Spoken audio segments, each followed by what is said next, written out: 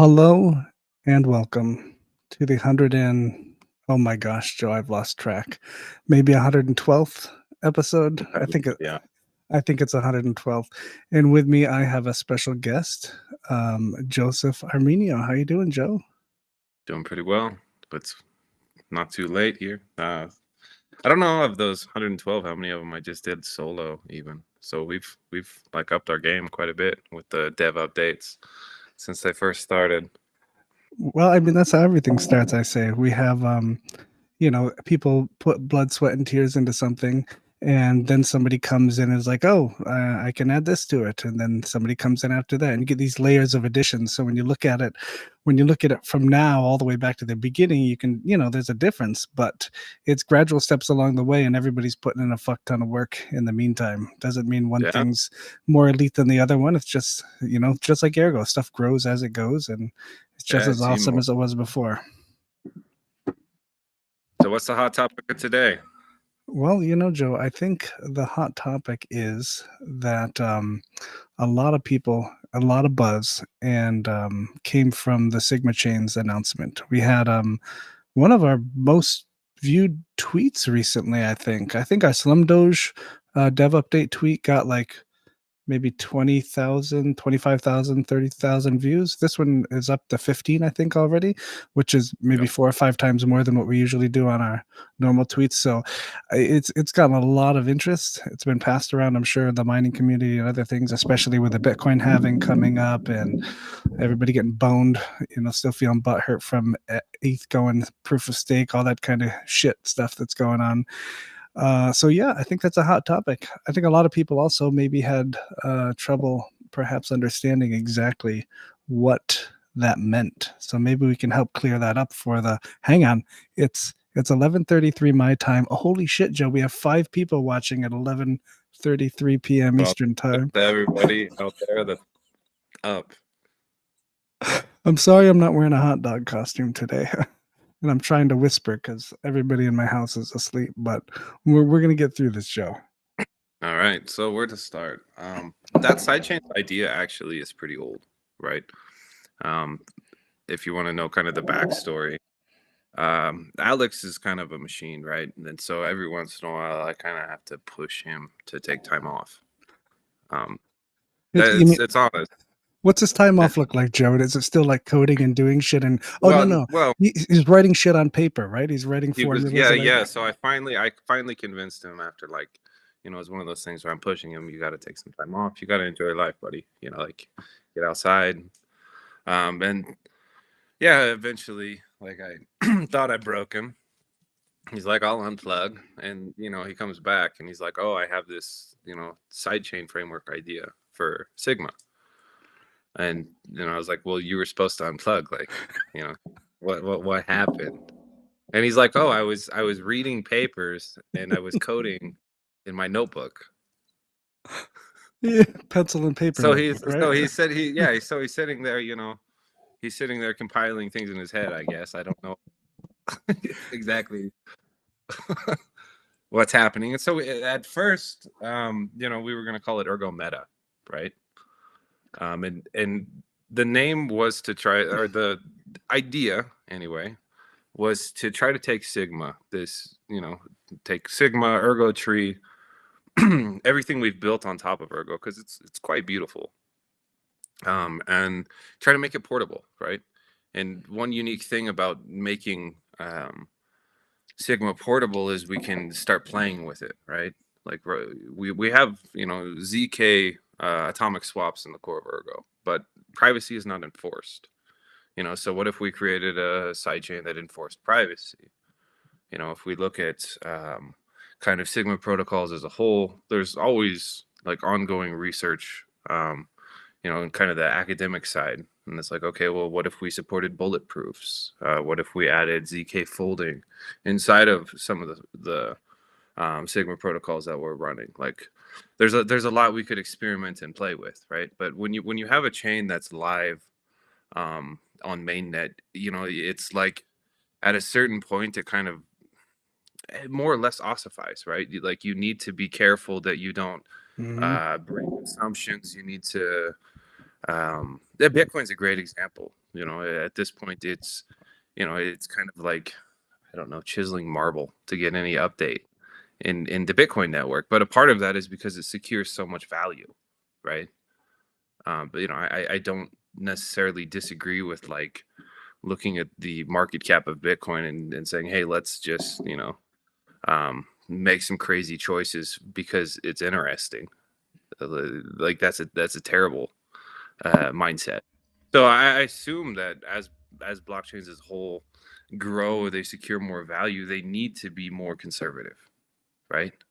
Yep. Because at some point, any type of breaking mistake is just catastrophic.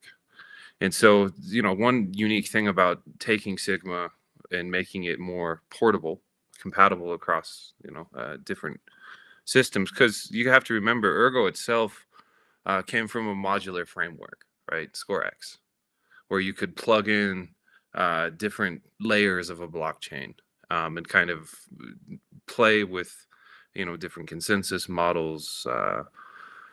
There's a lot of functionality we could play with Sigma, like as the computational layer, and keep proof of work as the base layer. Maybe it's merged mining with Lithos. Maybe it's another GPU algorithm. Maybe it's CPU.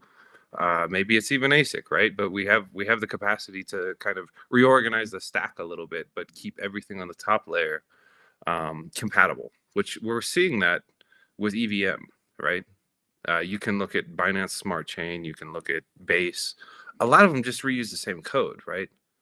It's like they have these set tools and standards that have been around long enough that there's pretty decent mind share in terms of how to use them, how to build on top of them, and they just kind of clone themselves in new environments.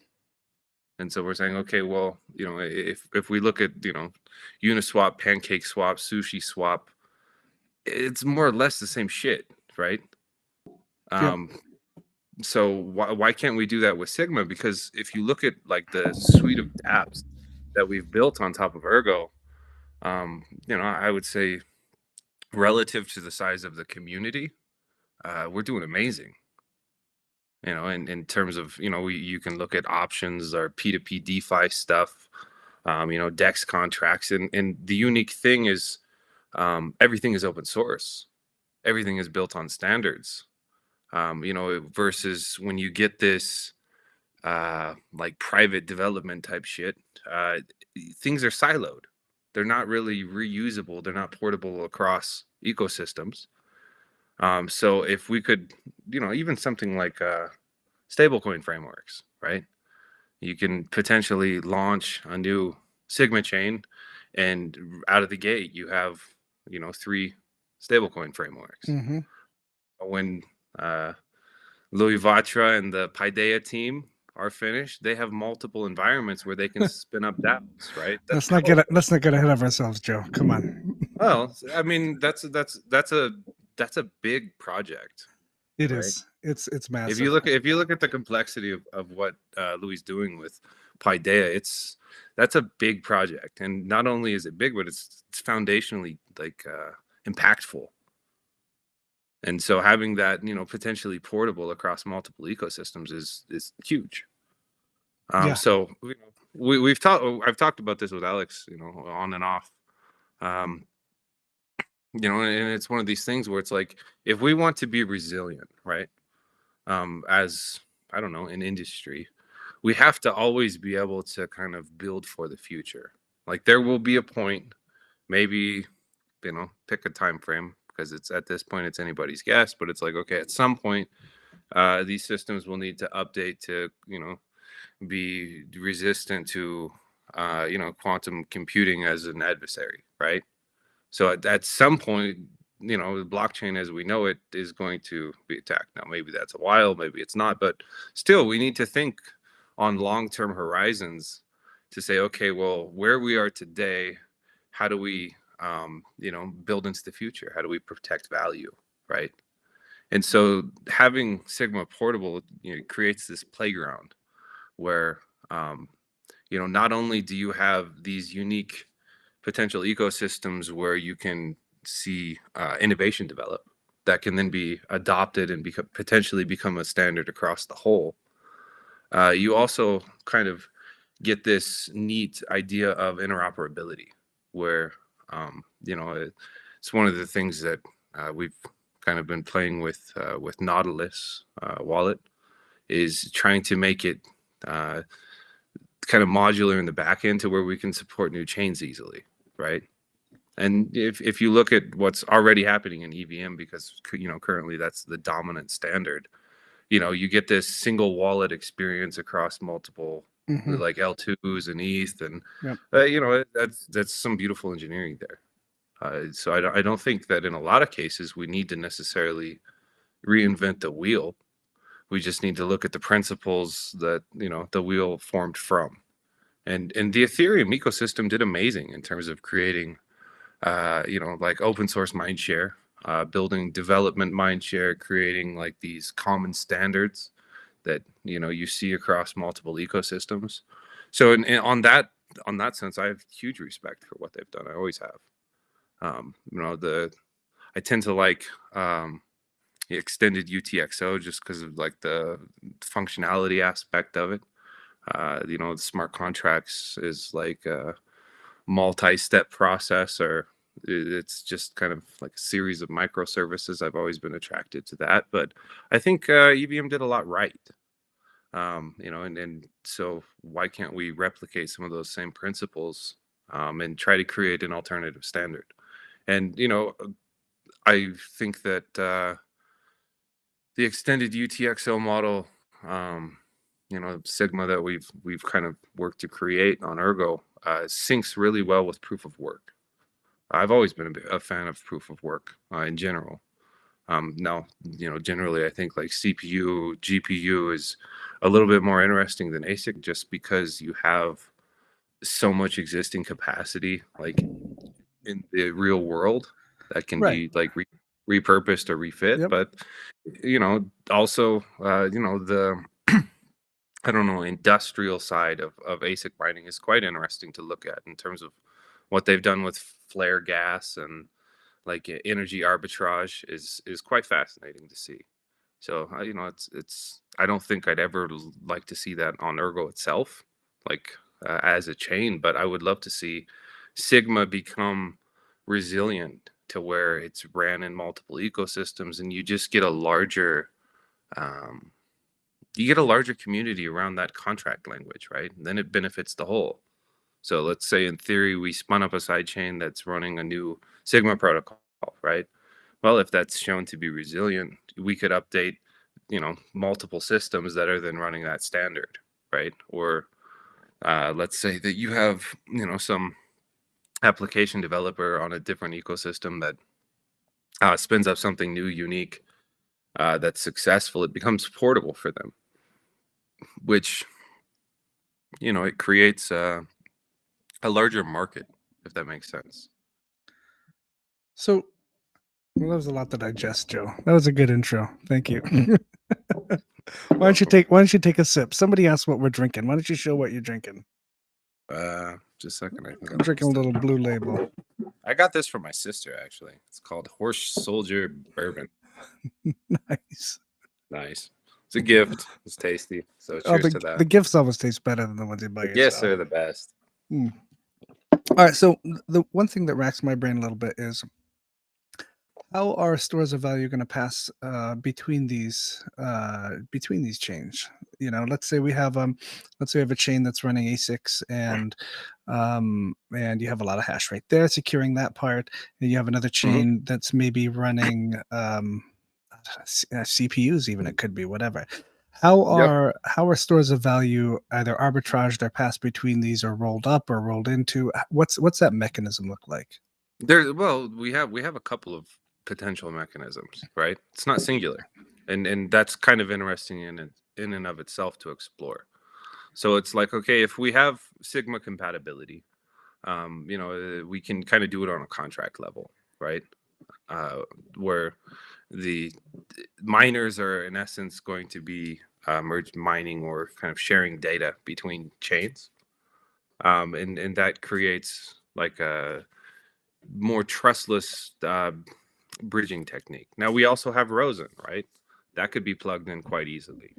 You know, you have the ability to create some type of exotic side chains that it's like, okay, if we wanted to create double merged mining sidechain that kind of acts as its own intermediary between systems, where you know, you can submit information to that one chain from two different systems, and it kind of acts like a bridge chain, if that makes sense. You know, then there's the question of incentives, which is kind of interesting. You know, like if certainly if I'm going to you know, say create a Sigma chain, I can have a part of the missions go to ergo miners, right?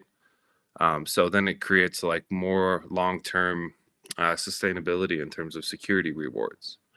Uh, there's a lot of really interesting things we can play with, and that's ultimately the goal here.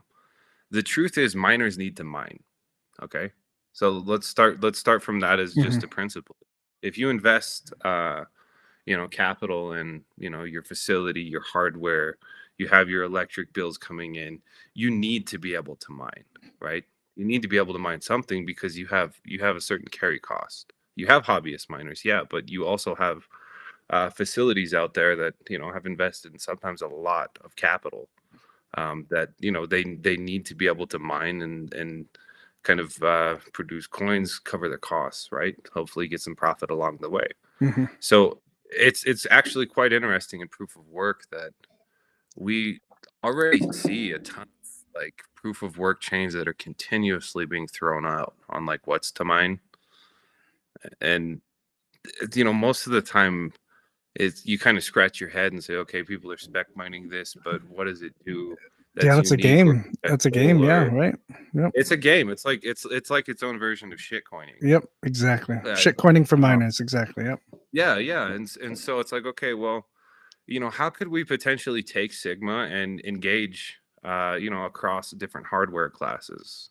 You know, there are some GPUs that are more efficient, you know, and some algorithms. So how can we essentially sync, you know, hardware and energy into Sigma itself? Because ultimately, that should be one of the goals of proof of work long term, is to just absorb energy.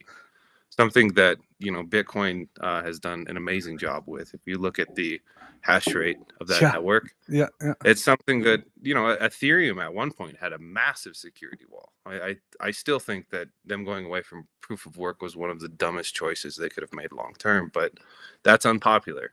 Let me stop you there, Joe, Uh, real quick. So how do we convince the masses? I mean, you know, before Ethereum went proof of stake, there was a massive push by media, by other outlets, about how wasteful these rigs are, these mining rigs, these mining facilities, and those kind of things. So how do we change public opinion to, you know, you started it in your video by relaying that, you know, you're creating a store of energy, a value, and mhm. then that builds up over time, and you have a product for that, as well as providing security.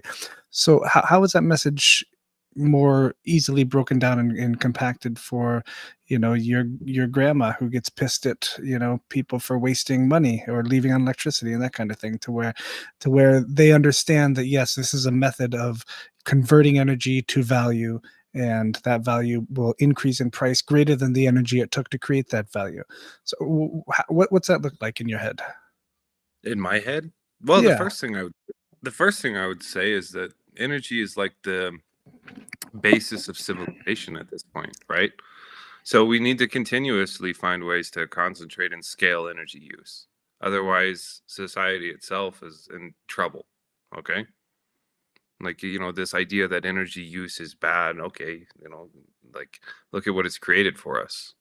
And you know, turn off your air conditioning, you know, Yeah. stop using your microwave, like put your money where your mouth is. Now there's been a huge, um, push in probably like the last decade in terms of like, you know, green energy and green development and this green revolution. And you know, to some degree I think people forget, like, okay, if you need a green revolution, you'd first need a mining revolution, right? Like physical mining, you know, things don't just appear out of like thin air. You need to extract minerals, you need to refine minerals, you need Mhm.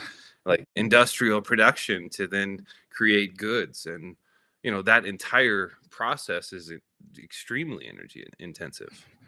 You know, and then the question is like, okay, well, long term, what's like your net return in that process? And that's kind of still, I don't know, somewhat of an open question. Like, what do you do with solar panels once they've reached their life? Do we just throw them in the desert and bury them, or 600-pound car batteries that are sticking in the yeah, bottom of your yeah, car. like, I mean, you fuck. know, I tend to think that there's nothing more green than like reusing and recycling.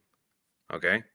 And actually, proof of work always is going to be most profitable when you can use excess production, whether it's like, excess energy production, right? Then you have lower costs and mining is more profitable.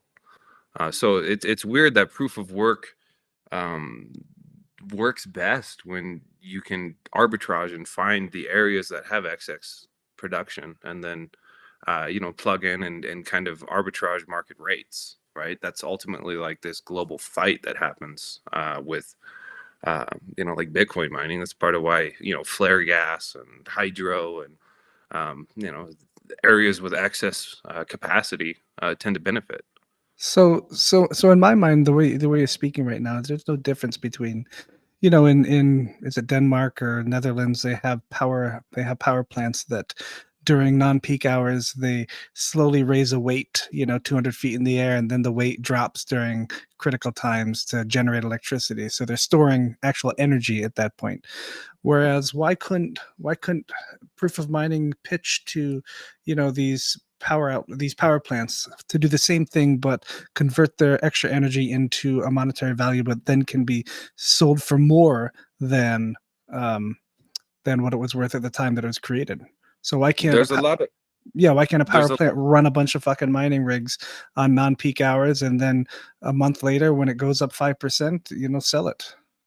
in theory they could, or some other party could come in and create Correct. that Yep. business model. The other thing is computational power is ultimately going to be like a equal driver of civilization, right? Where we're kind of in this, I don't know, more or less arms race, I would call it, in terms of like AI tooling and all of that fun stuff, just because it's an amazing force multiplier. Computational power is probably going to become a scarce resource that people compete for, and it'll create its own market. Where you have periods of like high demand, you have periods of excess, and I think that proof of work actually fits really well.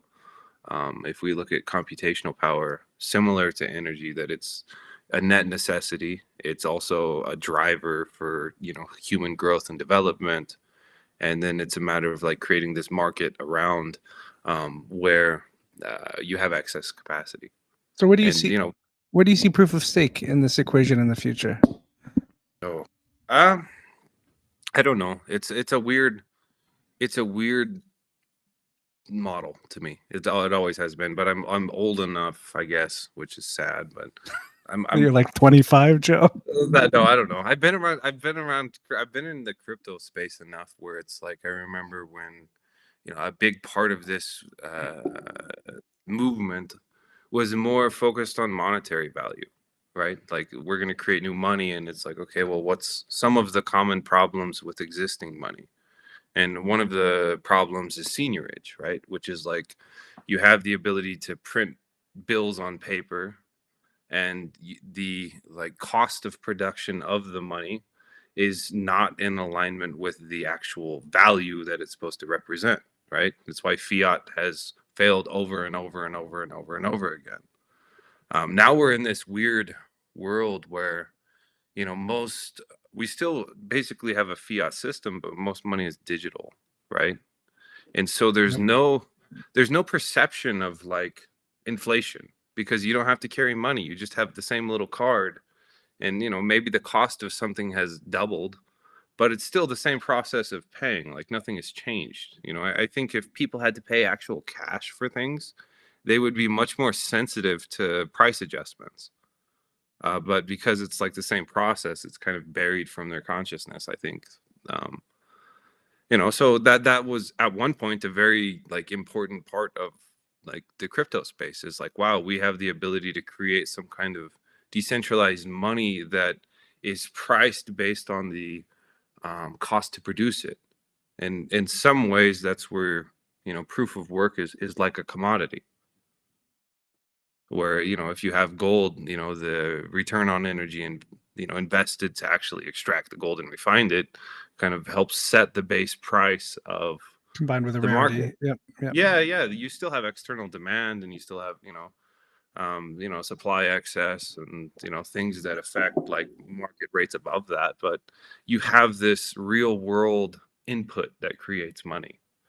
Proof of stake is kind of weird because, you know, like, how much does it cost to produce? Like for some networks, I think like on the development side, they've invested an incredible amount of like resources, right? I can't disrespect them on that regard, but like once you, I don't know, hold an asset, it's like it continually pays its own little dividend just to hold it. Yeah, that's And interesting. and Interesting concept. then yeah, and so then it's like as money, you know, then it's much more, you know, I don't know, it's much more in alignment with how the fiat system works. You know, like I see it as a corporation, right? I'm not against proof of stake. I think it's an interesting experiment. You know, I have nothing against any type of decentralized money because I think that's ultimately, you know, it drives development, it drives interesting ideas. But, you know, it also is somewhat of like it's like a corporation that prints its own money. It's like a DAO, basically. And it's like if you're a stakeholder in the DAO, you have voting rights within the DAO, and you also benefit from inflation of the DAO. Versus, you know, proof of work is interesting because you have this fair game every block where you have real world assets competing, you know, to create like not only a race to produce the next block, but also like a global cost input that is put into that block. So, you know, it kind of sets some sort of, I don't know, base price of production. So I've always liked proof of work, just because in my mind it makes more sense. I'm not against proof of stake. I'm not somebody that's going to say, oh, it's, you know, this terrible thing. There's a ton of interesting development that's happening across different proof of stake systems. But if I look at it in terms of just like principles of money, proof of work makes more sense to me. Yeah, agreed. Agreed.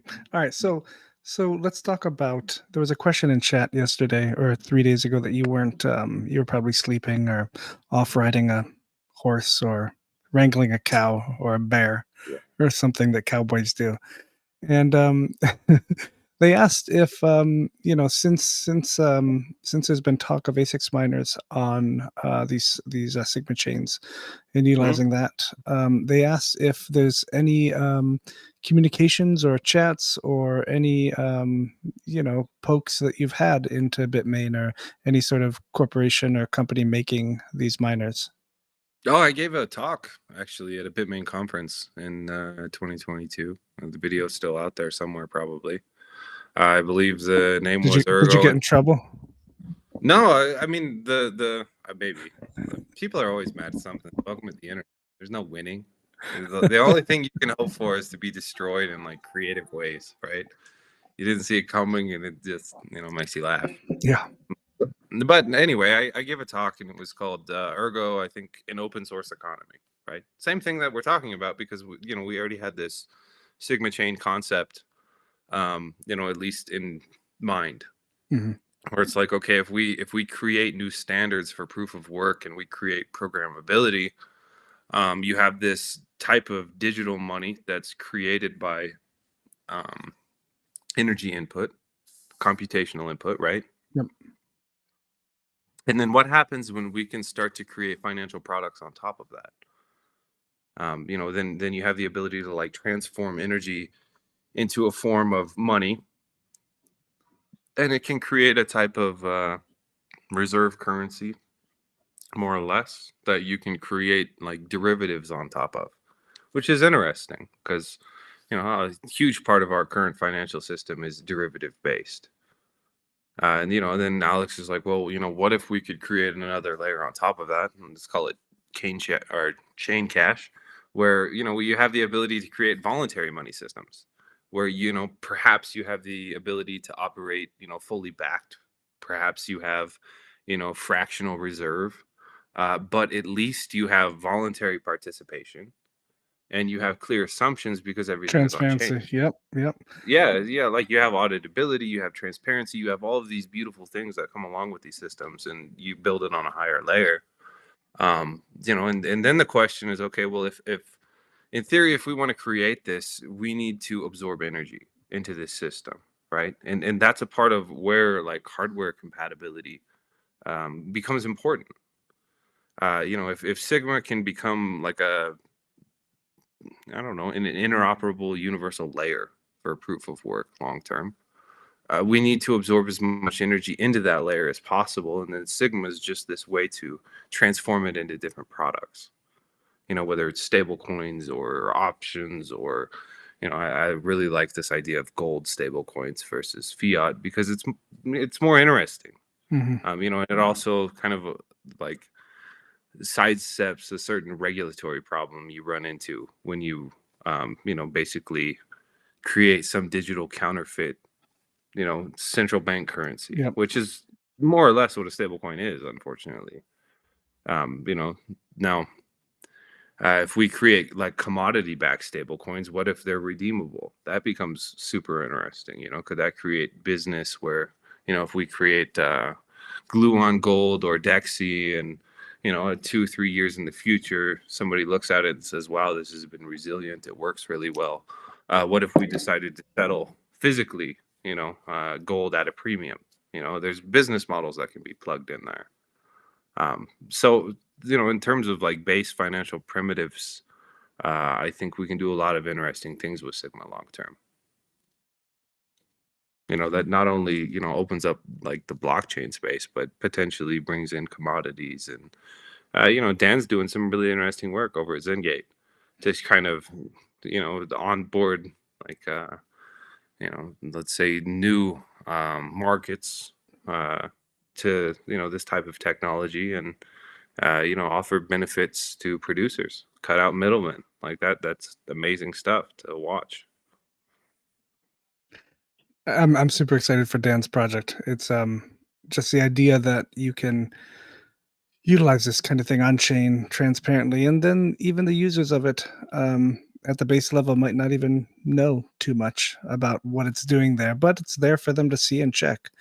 Well, you were talking about chain cash earlier. I was just thinking. I wonder how well like on-chain subprime mortgage roll-ups would have looked, you know, on the, you know, how fast they would have Well, at probably least would they would have been well, caught on chain with at least they transparency. would have You know, settled yeah, properly. yeah, Right? That's the problem. yep, That's the problem with our current financial system is actually, like, if you look at the, I don't know, the thresholds of the system, it's like, you know, you have trading that happens on like the millisecond, microsecond level, right? You know, millionth of a second, you yep. have these high frequency trades coming in, and then settlement is what? I don't even remember right now because I haven't watched traditional markets in a while, but what, T+1, T+2, 2 days. So like the discrepancy there between like trading and actual settlement is nuts. Then you get into like derivative chains, and, you know, I don't even know if there's a single entity out there that understands like counterparty risk at a global level. I don't think it's even possible if you look at like OTC markets. Um, you know, so who knows like how the like settlement and clearance would break down if everybody gets called. So who do you feel are the first people to are the first groups to be able to that would want to dive into this, that would want to take advantage of this? Because you know Wall Street's going to be holding on to their dead fingers and dead hands as long as they possibly can and fight as hard as they can until they recognize that they can take advantage and make money off it. But I've who always I've always hoped anyway, that like this type of technology could allow areas that were really hollowed out to create new forms of money, right? Like you have certain economies where like their central bank, their decision makers just destroy their country. yeah, You know, yeah, Lebanon's a great example. You know, where you have massive inflation and current monetary systems fail. Like fiat systems fail. Historically, there's a 0% success rate, right? And what happens, in the point of failure? Usually things kind of reorganize and they build around a new standard. Sometimes they just reinvent the same shit. But, what if we could plug in a system that creates like global access to a larger economy and then slowly onboard areas that really need these type of financial tools? Like one interesting thing to watch in crypto that you kind of have to respect is probably the most useful tool for humans has actually been stable coins. Because if you look at like USDT adoption in areas where they experience inflation, they want exposure to the dollar because they want stability. They don't want volatility. Yep. Like a lot of like first world traders that have extra income they can sink into the crypto casino that love volatility. It's like, hey, let's buy this coin with a hat or this coin with some meme that creates an emotional reaction, and we get potentially can absorb volatility. But probably the best use case for crypto so far has actually been stable coins, where it's like somebody that's in the bread line, they want to make sure that their purchasing power is the same when they get to the front of the line, right? They don't want their money to lose value versus they want volatility that they can profit from. So I think long term, like we have to respect that. Like, okay, if you have an area that people just get destroyed by inflation, like the US, we're getting like whining videos on TikTok, like the economy is hard, and it is, right? But relative to other, economies, we're still child's play when it comes to inflation. Imagine losing 80-90% of like your life savings just due to the decisions of a couple of people in power that really don't care about you. That happens all over the world, kind of all the time. So I think people forget about that, at least with Ergo, and you'll hear it from Alex off and on when he's not mentioning things like Crux finance and Crux and things like that. That Ergo is really meant. I imagine this is my interpretation, of course, is that that was the intent of Ergo, is that to be able to bring something as far as stability goes to these places that wouldn't have it before. And it shows with things like Alex is trying to do with like the Kenya cooperative, those kind of things, bringing uncollateralized loans to people. What's in it for us? What's in it for him? Nothing. Nothing other than to try to say, okay, how do we take these tools and help people? Exactly. Right. Exactly. And that's one of the interesting things with like Dexy, which is creation, is you create this gold standard. Well, gold historically has done well with preserving purchasing power, right? It's not a fiat standard in any sense where perhaps it's fallen out of popularity, but it still retains its purchasing power pretty well through time. So then it's like, okay, well, if we can create a gold-backed stablecoin, we avoid a certain regulatory problem where we're more or less creating some digital counterfeit fiat, which is problematic. Then it's like, okay, well, if we can build systems on top of that with chain cash, you kind of create some type of new like gold reserved backed currency, whether it's fractional or not. But that's an important like mechanism to look at, because I would say that's probably been the most dominant and highest demand aspect of our industry, is just to deliver stability to people in unstable environments. Forget about the dog with hat shit. Okay, some people will throw in a ton of money that they have in excess to actually I try to, I don't know, honeypot, give me that new liquidity so then I can cash out at like profit. But I really think that delivering stability using like some type of weighted global decentralized economy to areas that are unstable is the most interesting use case. And I probably get a lot of shit for that, because people are like, Armeanio, why don't you pump our bags? And that's not so interesting to me. I think there's plenty of opportunity for other people to come and do that stuff that are Yeah, they interested can in do that. pumping. They can do Yeah, that. It's nothing I'm not. stopping people. Yeah, It's just not what I find interesting. yeah. There's plenty. There's Greasy Six, there's Glizzy, there's Bober, there's Speaking of that, where is your hot dog costume? it's in a bag over there somewhere. Oh boy. Let's see. I think we have one question here so far. I think it's from Cannon, and I think Mhm. he's drinking too. So he says he's throwing in a grenade here. He says Yeah. we all like Ergo, or else we wouldn't be Mhm. watching late at night. He says, is this science experiment going to make it? Seems we have better tech than others in top 10. And he says Cardano coughs. No, I don't know. I think that there's no real like metric to assume value in these systems, to be honest. Um, like why is I don't know. There's a lot of random stuff in crypto I don't understand. I don't try to understand it. I know it's a casino. I know people like to try to do their PvP thing, honeypot each other, attract liquidity into the ecosystem so they can sell higher, and that's seen as like success.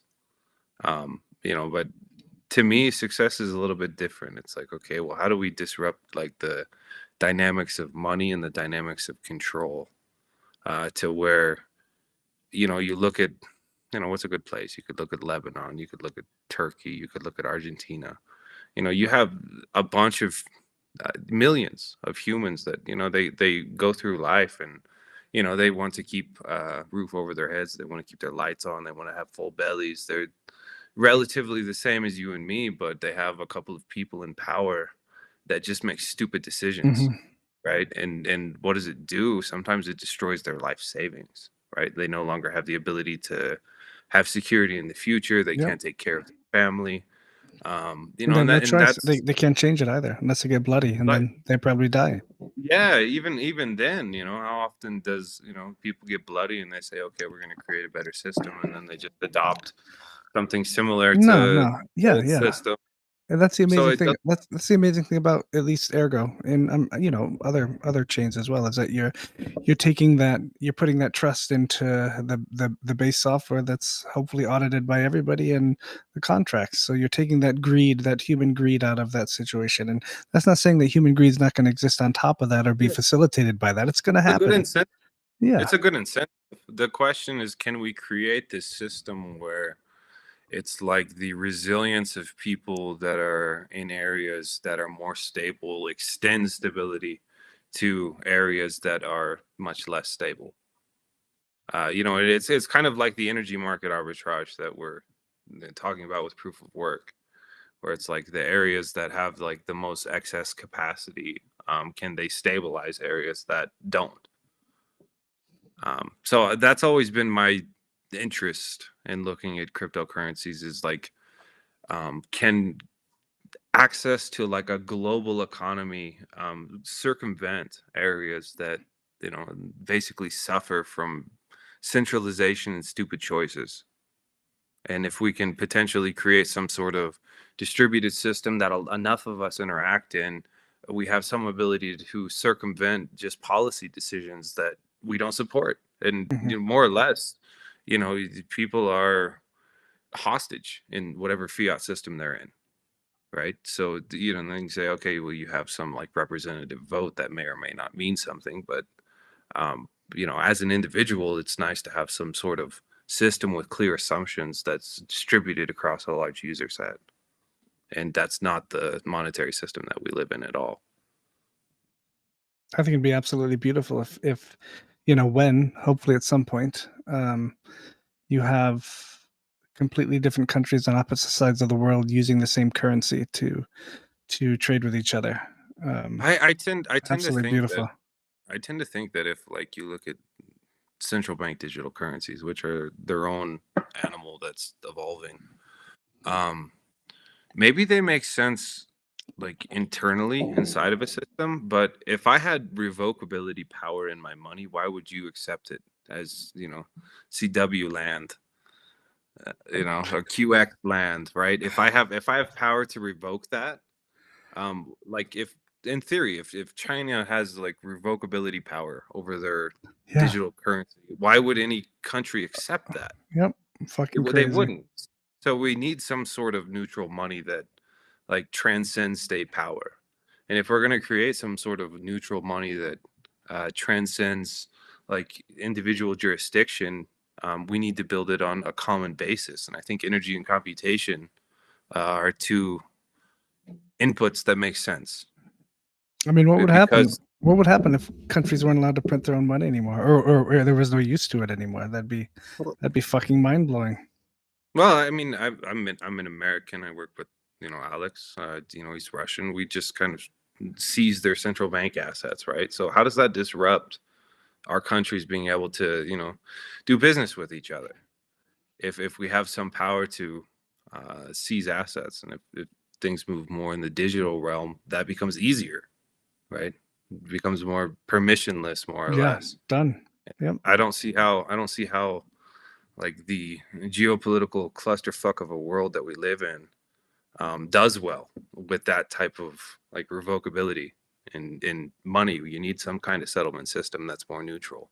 I Otherwise, was, how do you business yeah, in that environment? yeah, exactly. It makes me think that people in those situations might be a little more mindful and a little more careful, Joe.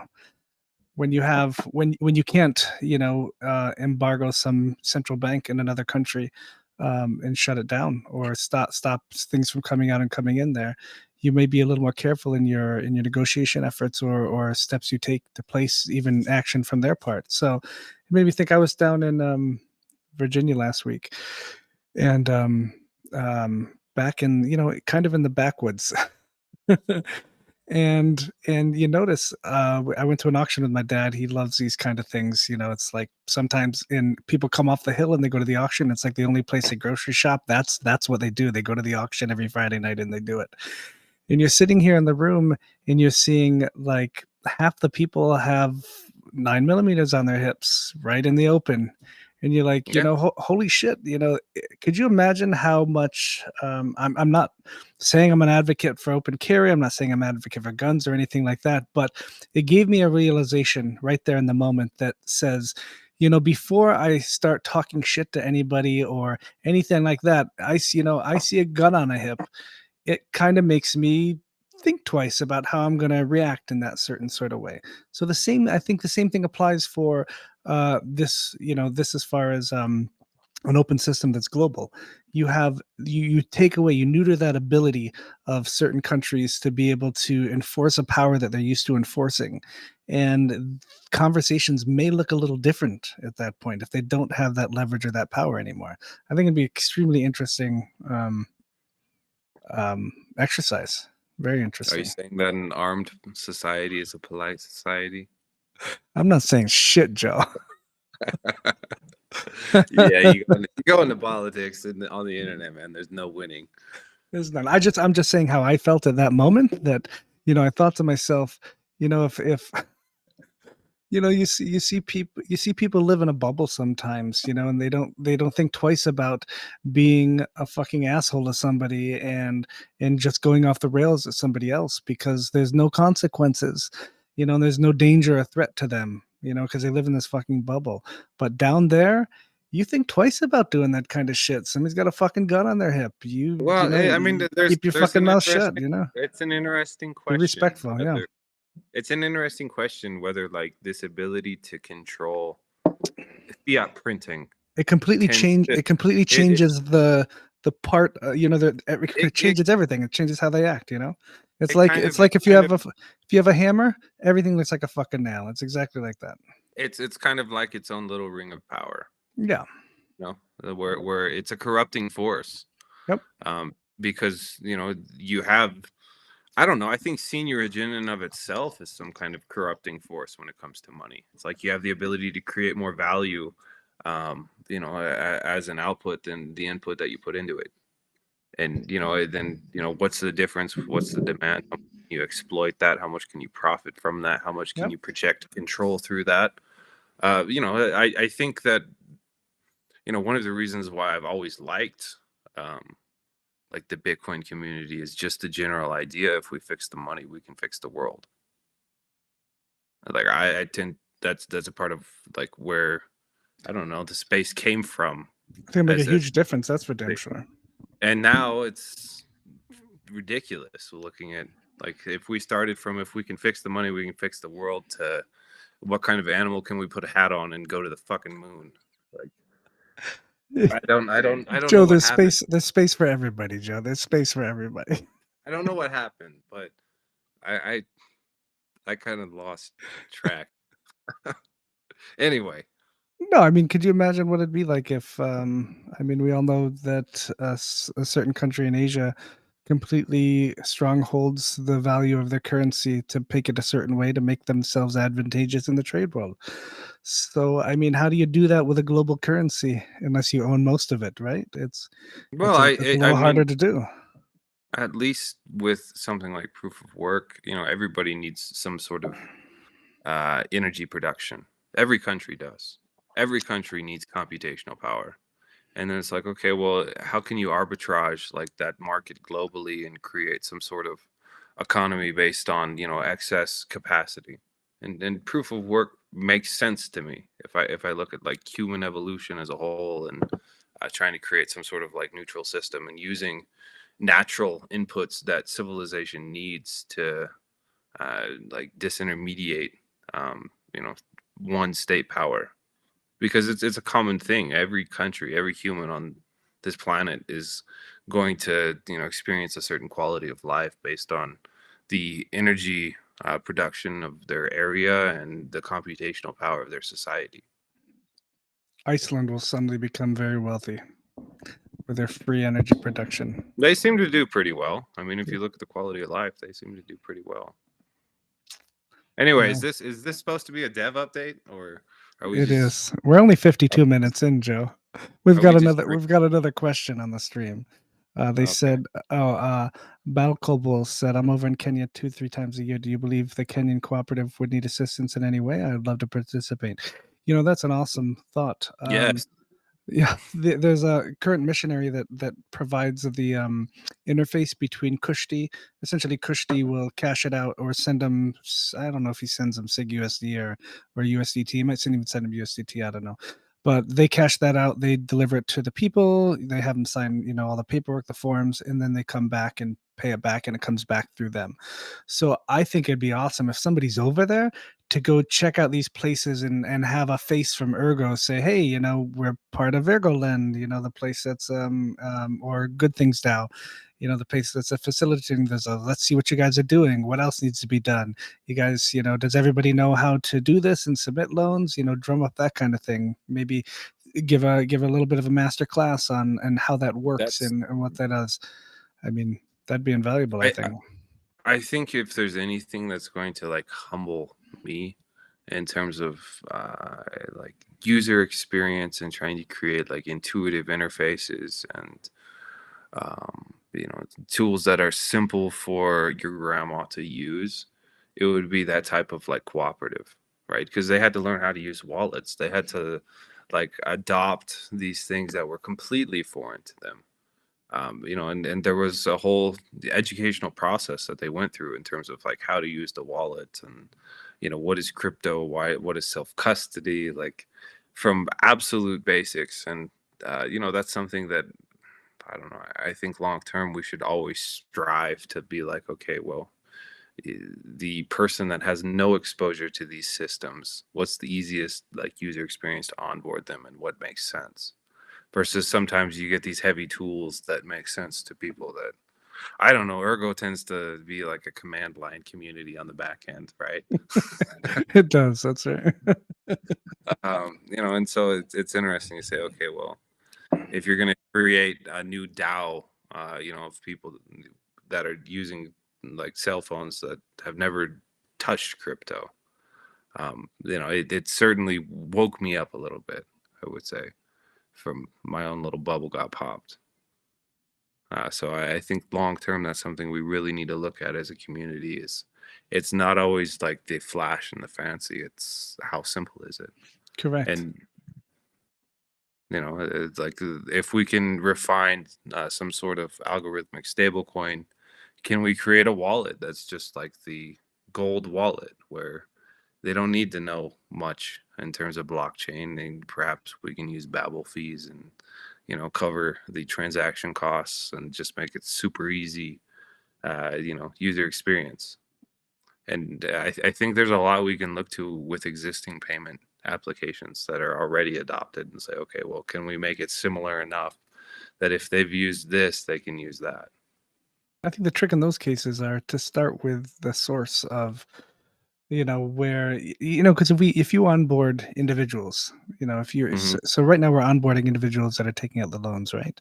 So what in reality I think we really need to work for is onboard the places that these individuals are actually making purchases from there. So if you onboard the grocery store, or you onboard the guy that sells the cattle, or you onboard, you know, the person that sells the lumber, the steel, then you can successfully lend out direct loans in erg or sigusd to these members, and it never leaves the chain, right? You're not cashing out because you're exchanging with these people, the suppliers, that kind of thing. So I think that, you know, might be a wise step at some point to take, instead of, you know, as kind of a root thing.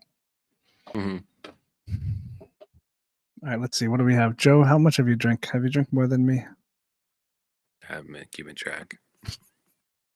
All right. What am I your Well, babysitter?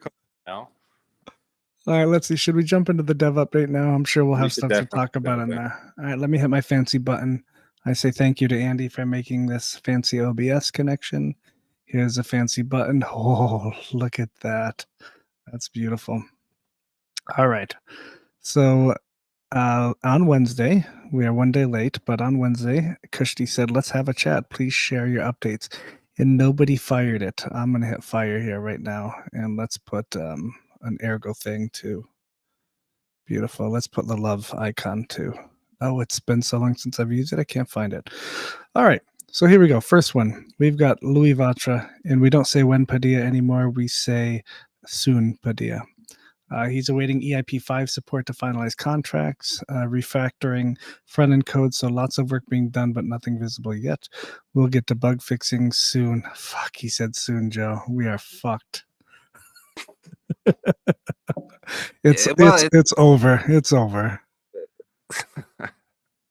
it's one of those things where you run into people that, I don't know, they forget you're building things from scratch, you're testing, you're breaking, you're improving, and they think it's like something you bought at the supermarket in a box that just has a Nope. timer on it, right?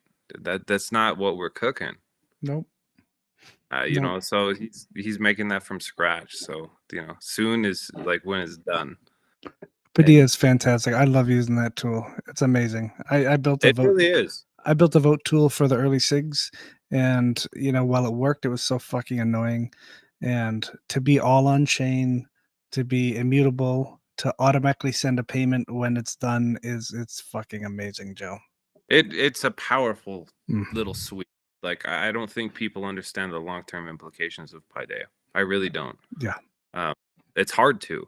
Like if you actually got an active user base that wanted to collectively do something, that's amazing. Yep. That's all I'll say. I don't, you know, in terms of what he's building, I give him shit too. Like win, but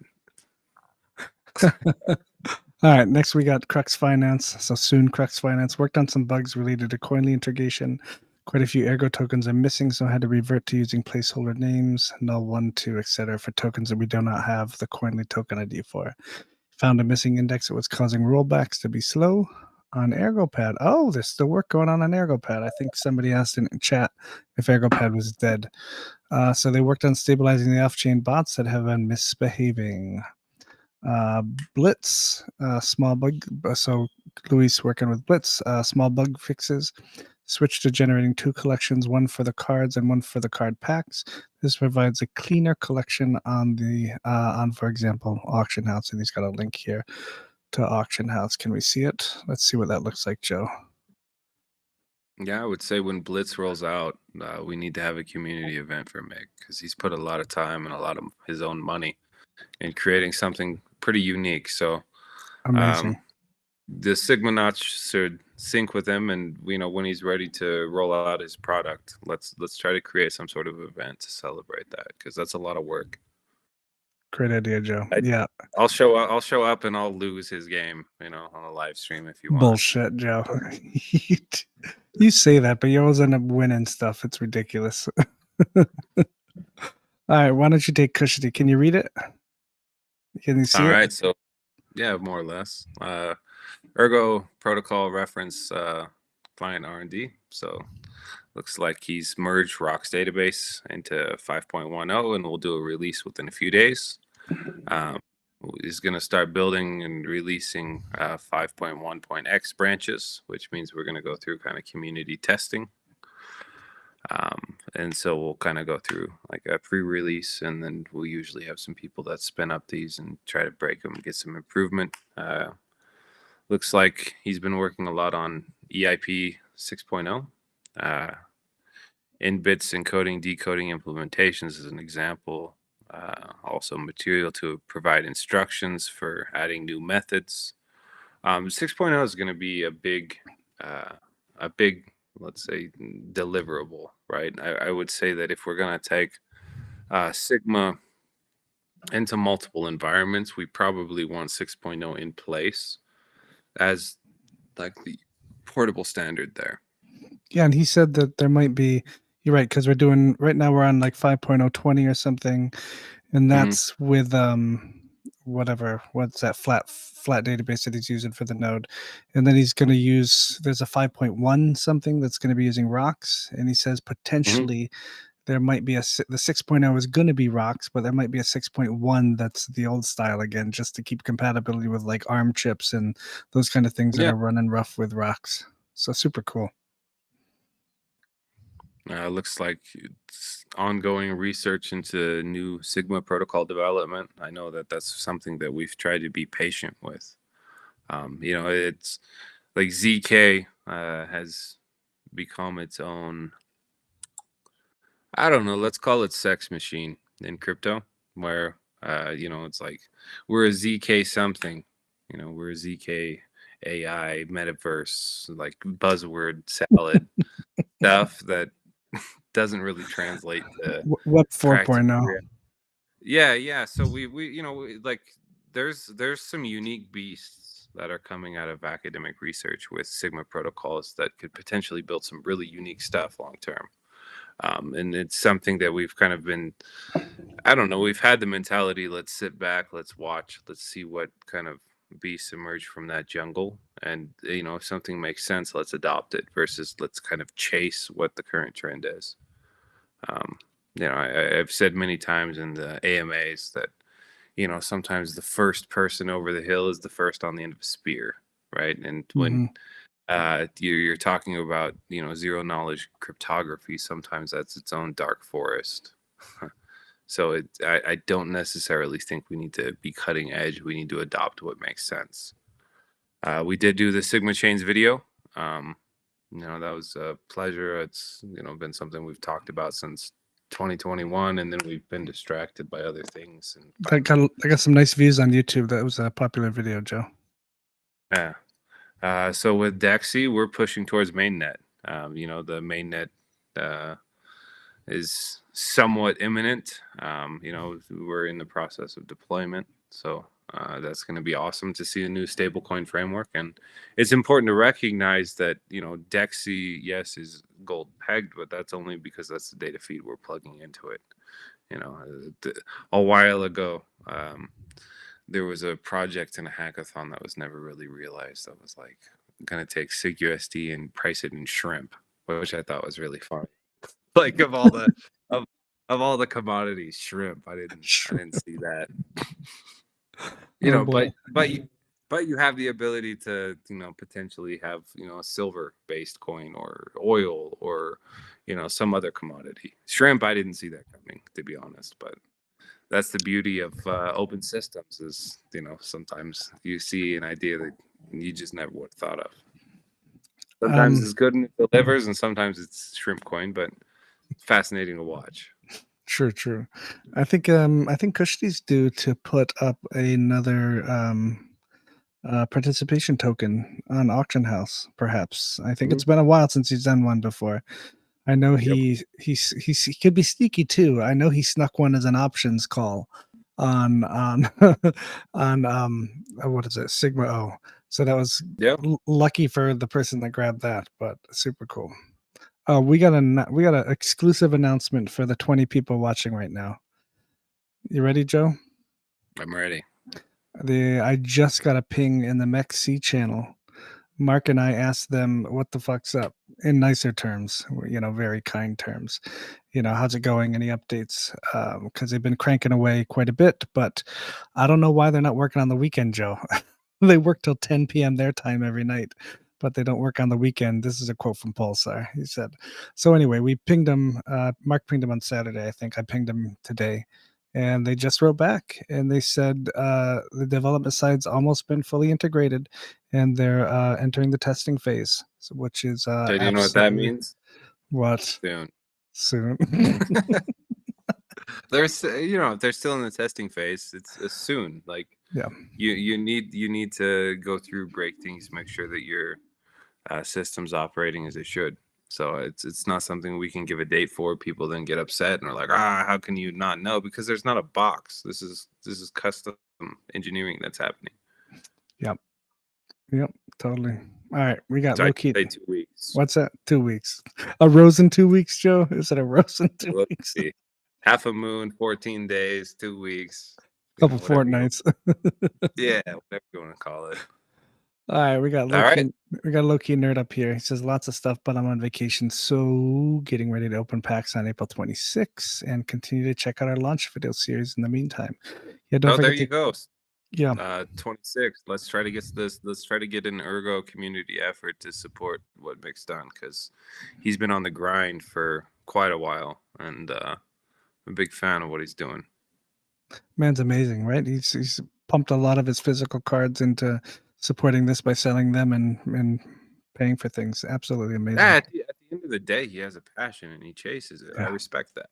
I respect that in all humans. Like, if you have a passion in life and you go out and you put your own work on the line and you chase that over a longer period of time, that shows commitment. Like, I respect that. In back when we used to do the Sigma update before CW ditched me for life in peaceful green pastures without broadcasting. We interviewed Mick and I asked him what would he consider successful for BlitzTCG. And he said, successful would be a fully launched product that even if 5 people played and that pittered out, it's there and people can grab it and build on it and go from there. I mean, can you fucking imagine if the world had more people like that wanted to build something for the sake of building it because they knew that it was going to be a benefit at some point to people? I think at the end of the day, he wants to play his own game. There's nothing wrong with that. That's for sure. Yeah, there's nothing wrong with that. I respect that. There's a lot of stuff in this world that it's just kind of astroturfed and sold versus somebody that actually like passionate about what they want to do. Yeah. Yep. I mean, and it's that's the thing too. I mean, well, that's a deeper conversation, but I understand hate for corporations and hate for, people making money and sucking value out of things, but we're part of it. We're letting it happen. We're choosing with our wallets. I mean, they're doing it's like the scorpion and the frog, right? The scorpion's begging the frog for a ride across the river. And the frog's like, fuck no, man, you're going to sting me and we're going to fucking die. And the scorpion's like, no, man, I just really want to cross the river, please. And the frog's like, nope. And the scorpion's like, look, I promise nothing's going to happen. Let's cross the river. And the frog's like, all right, fine, but you better not fucking sting me. So sure enough, they're swimming halfway across the river and the frog feels a fucking burn in his ass. Sure enough, the fucking scorpion stung him. And the frog's like, why'd you do that? We're both going to fucking die. And the scorpion's like, I couldn't help it. It's in my nature. So it's just like that. I mean, you have these corporations and their point is to create closed source things that they own the IP for, that they're going to soak as much fucking value from everything that they can. And we let it happen, this is crypto's a start to this kind of things. Crypto's a start to breaking out of this. It's taking control back doing things, at least in Ergo, that are the benefit of the chain itself and people using the chain. So yeah, to be honest, I just try to support people that put in work. I respect that. It's proof of work.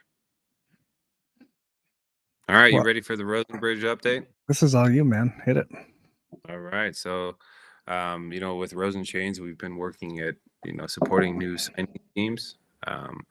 Basically, if you look at, the signing scheme that, Cardano uses, Ethereum uses, they're different standard.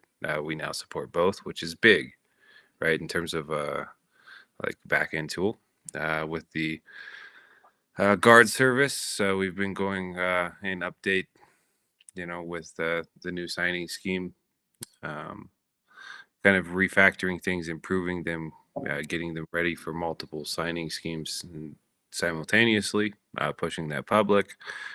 We've also on the back end been going through an audit. We paid for a private audit because users want to see that. So far, we've spent a lot of money to hear that we know what we're doing.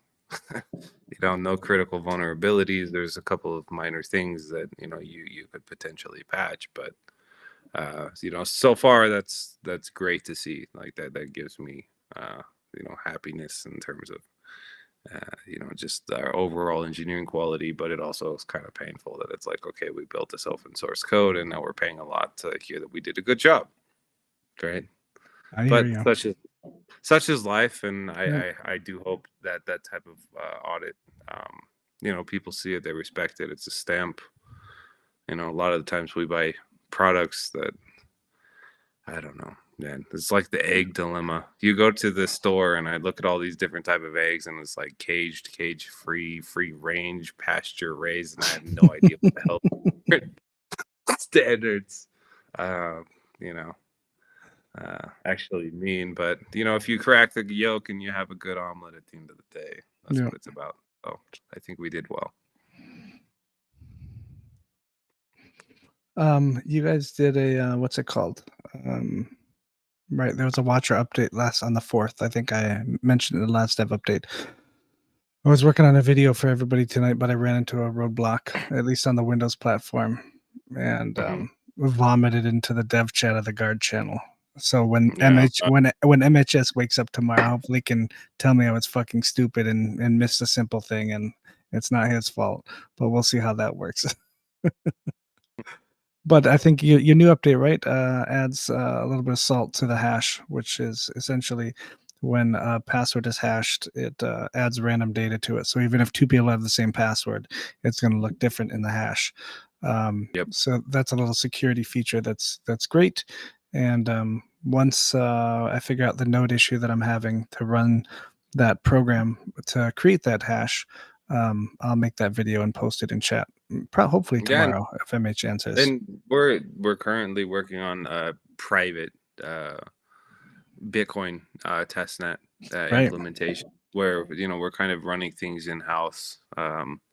Eventually we'll move towards public testnet, and then we'll move towards mainnet. And as soon as that is live, then we'll go through the same process with EVM, which has already been spec'd and most of the tools have been built. But we try to go through it's just order of operations to create a good outcome. Right? You need to go through tests. Yep. 2 quick questions for you. One from somebody in chat, and one from me.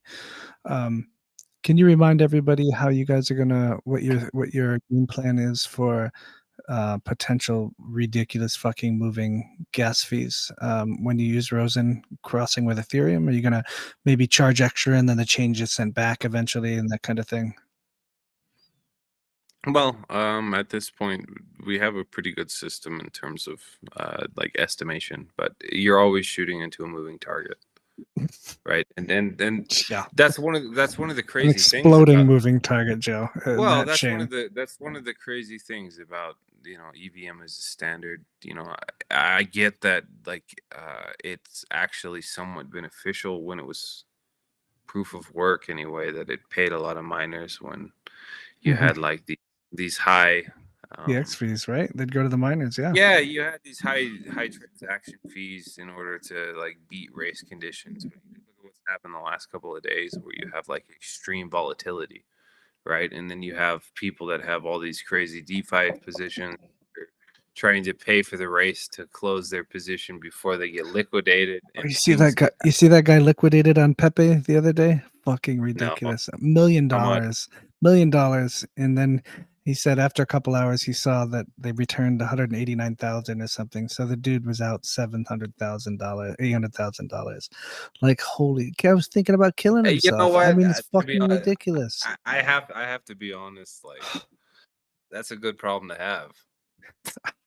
I guess. Yeah. But what, you fucking put $1 million into Pepe with that play along on Pepe? Holy fuck! Well, then Like, you get then you get into the crypto casino side, man, and that's its own animal. I can't say I understand it. You know, some people, you know, do very well. Some people get destroyed, and I guess there's a lot of churn. I've learned Where I'm always bad at it, Joe. You know, I have no idea about even if all I the. sit there, Joe, and I think, okay, this is what I'm gonna do, and then I stop and say, no, I'm gonna do the opposite because I'm always fucking wrong. I still fuck myself over. I am terrible. No matter what, Joe, I always lose. The best money I ever made was last week on the dev update when I made an extra 100 erg off dumping Heisenberg on live stream. That's the best I've ever done. Well, besides Rosen Bridge getting lucky, but I have fuck. to be totally honest. Like, and I don't watch that other than being in channels and people tell me like, oh my goodness, markets are, you know, there's a war in the Middle East and, you know, markets are going bad or this or that. I really don't watch it because on the back end, things will be amazing and, you know, markets are crap, or I'll be frustrated with some issue that's going on and things will be going great. Right. So I don't know. Sometimes the more you know, the less you know. And when it comes to that type of thing, I try to say, okay, well, where do we want to be in 2 years? Where do we want to be in 5 years? And then how do we get there? I hear you. All right, the next question that I see is Hasnain Ali wants to know, what is RosenNet in simple terms? Sure. So you have a multi-layer system that Rosen Bridge consists of, right? And on the top layer, you have this type of reporting layer. And basically what people do is they use Ergo as a blockchain, as like a transparent backend, to where if you're running a watcher, you actually need Erg in order to post to the Ergo blockchain. And we use that as a way to create some sort of transparent consensus, right? Underneath that, we have a encrypted P2P network that settles transactions. Now, we started with projects that are within the Ergo ecosystem. And the thinking behind that was, okay, we all have a stake in terms of the benefit long term of Erg, right? And I actually, on purpose, did not initially support the projects that are running on RoseNet because you have like political questions, right? In terms of like, okay, what assets do we add? And what are the parameters going to be? How do we expand the guard set on RoseNet? And giving up power to like this group, I've always hoped that like collectively we can come to some decision making, right? Now, one thing that will benefit us greatly will be Paideia, and that's the only reason why I give Luivatra shit. Yeah. Is because it's the perfect tool set for managing that level of complexity. But simply put, RoseNet is like this it's like the undercurrent of Rosen Bridge itself, which right now is already distributed. There's no one project that controls it. We gave it to developers or projects in the ecosystem that have shown their own proof of work, right? They have a certain incentive or stake in the ecosystem that they've demonstrated through work. Now, my hope is that long term, And just for everybody listening, you mean the guards? yeah, Yeah, the guard set. So my hope is that long term, as we introduce new guards, it's based on collateral, right? Because right now you have a friction problem. Yep. I ran into that many times trying to work with exchanges or external partners where they really do not care about tech. Like if you go to most exchanges and you look at the recent additions in terms of like their asset portfolio that they're selling to the public, a lot of the times it's complete fucking nonsense. It's like we're a very serious thing. We list these high quality digital assets. Well, what's the last one you listed? Oh, it's Shiba Inu Moon with hat, right? And it's like, what the fuck? No, cat's a cat with hat. That's the next one, I think. Yeah, and you try to talk about like technology, and it's just way Yep. it's way over the head. So there's this friction problem, right?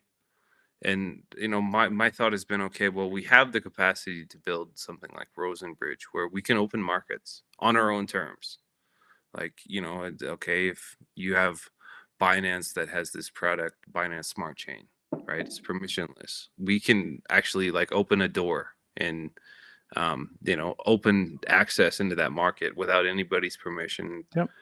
without any list cost. And so why don't we try to like take the development mind share, people that are actually building cool things that these type of systems would never support because they just don't get greased. Yep. And we back end them base. Like that's, more or less just an EVM fork, right? So as soon as we have the EVM chain, we can go across layer twos and we can open doors. And I actually joined the Cyberverse space on Twitter today, and they're like, Nice. well, how do we grow? And my thinking is, okay, you have this little indie community. You have these developers that are putting in, that's time, energy. Those are scarce resources in life that people are throwing into those projects. So, there's a ton of indie developers out there that will never really get a chance to even get exposure when you're talking about these big external partners. And a lot of the times you have things that just, come from VCs. They're astroturfed. There's no real community. And then they just try to sell it versus people that are actually grinding and kind of giving their blood, sweat, tears, and time into like their passions. I would love to open doors for those type of developers. So that's always been something like with Rosen long term. It's like, okay, well, we can just hack your layer 2 or your smart chain or whatever you want instead of pay you. Yep. Because why not? So I can't wait for shit hope. like that with at least Cyberverse. I mean, there's no reason, right? They can't work with you to have their all their tokens cross chain if they want to, essentially. Yeah, why not? I respect the proof of work that they've done. I mean, if you look at the size of the team and what they've actually produced, amazing. That's game. mind blowing. That's mind blowing to me. Absolutely amazing. Yep. It's fantastic game. I would like to open doors for DeFi protocols. I'd like to take miners that produce assets and they have access to new environments where they can potentially extend their yield. I'd like to take developers that are building things they're passionate about and open doors so they can compete with larger products without having to sell their soul. Like there's a ton of things that interoperability can open doors for. So with Rosen, that's exciting. And right now, I don't want to, blame Luivatra and say win Paideia, but no, Rosen Bridge really opened my eyes to not give a fuck anymore about central exchanges and recognize that they serve a purpose, and their purpose that they serve is for themselves, and it's to extract value. It's to make fucking money. It's what they do. They serve one function, right? They serve one function that's important, and that is you have bank rails where somebody can transfer from whatever financial institution they use in their traditional system into the blockchain world and in reverse. That's their main function. But long term, I do not understand why. I don't understand how they're going to exist in the long term. Yeah. Yeah, long term, I think that will just happen on chain. Yep. We're already slowly seeing a shift towards that, where you have in wallet rails, sometimes with debit partners. You have bank rails that are on chain. So I think that Yeah, that I think central exchanges are limited around. time. Yeah, they're not stupid. They have to know that they're fucking dying eventually. They need to change their game somehow. So I don't. Well, it's probably why they're building all these pseudo smart products. I don't know. Let's see. Anyway, let's go. Let's go to Crass and what was happening with Duck, because they had a big week. They had a great week, right? They they opened up phase 2.1, I think, of the fundraising, and they raised $65,000 right off the bat. And I think they're already partway into. Why don't we? Whoops! What the fuck did I do? Oh Christ! Hang on. There we go. I fucked up my UI. I put a shortcut on the wrong one. Okay, I'm glad you couldn't see that. Let's go here. Let's show people. So we have, where is it? Quacks.io. I might be too tipsy to see this. Here we go. Right here. Perfect. So phase 2.1, they've raised 53,000. They've raised it. They've already in $4,300 into phase 2.2. So Crass, I believe, said that they were soon to start developing on phase 2.1, which is fantastic. So super cool, super exciting. But let's go to his update. He says he's no direct development update for duckpools, but dropping a friendly reminder that the duckpools phase 2 sale around is live right there. That's the site we were just at. Why does this matter for the dev channel? Phase 2 funds the development of duckpools version 2, featuring key upgrades to contract functionality, UI, UX, and backend. All of DuckPools V2 is open source, built using a transparent budget backed by a strong track record from DuckPools V1.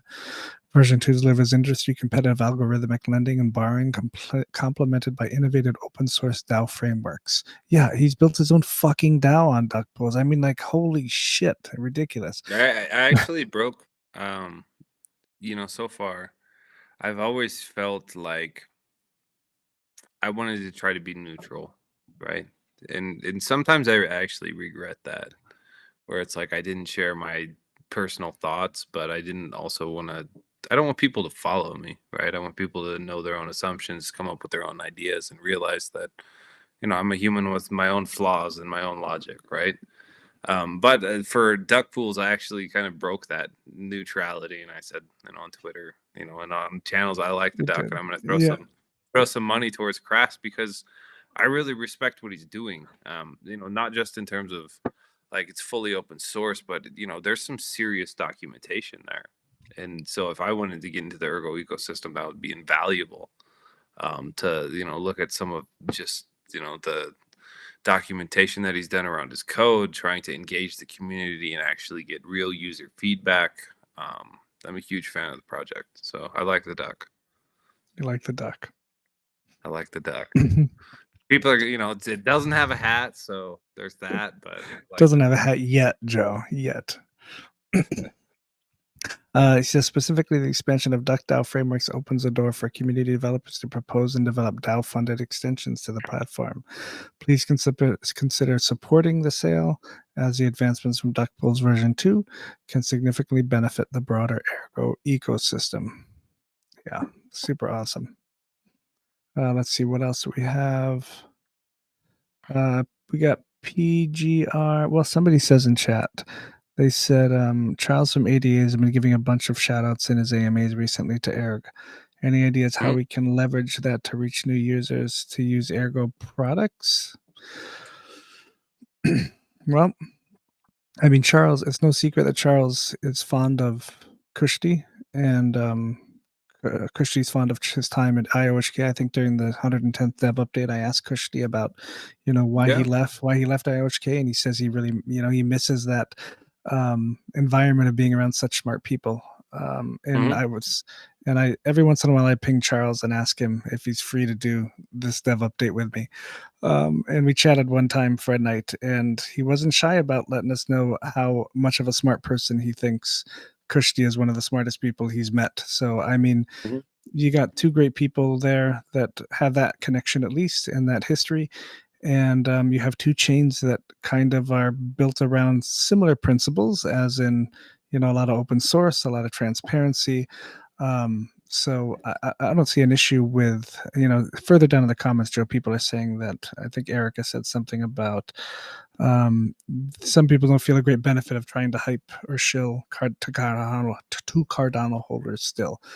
I disagree. I think there's always room to grow and expand and reach people that don't maybe know about Ergo.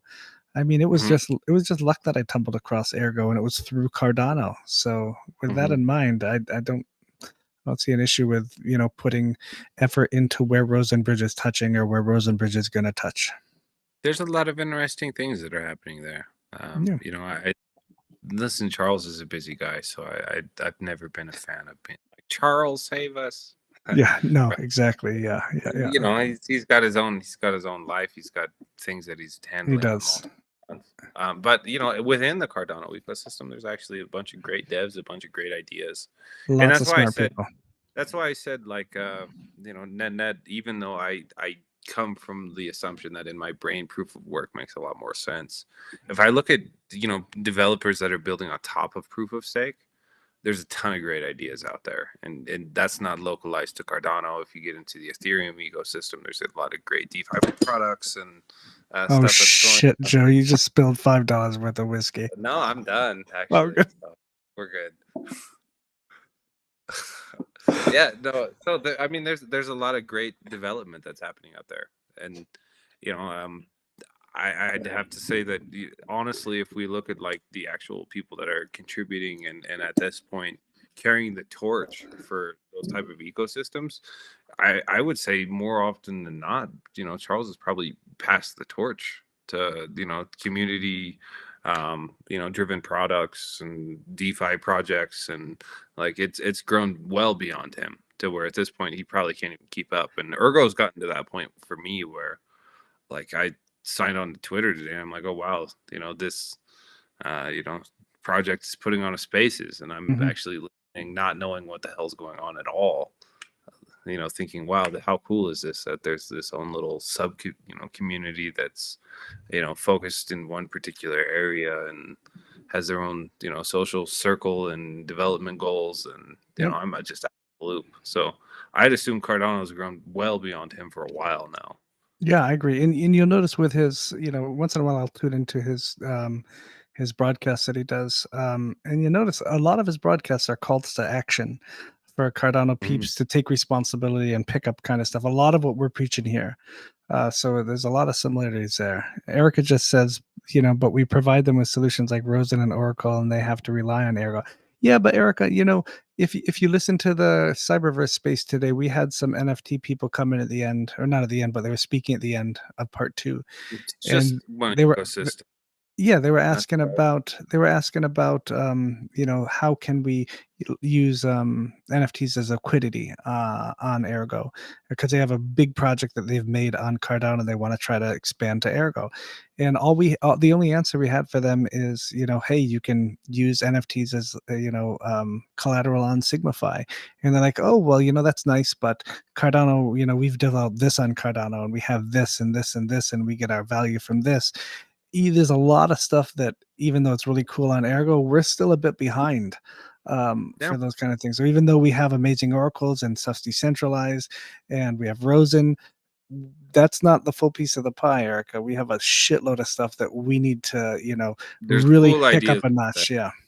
That's what I would say is, you get into like EVM, there's a lot of cool DeFi ideas that are floating around.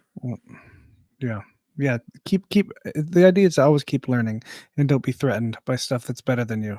Take it as a challenge and make your stuff better, adapt or die.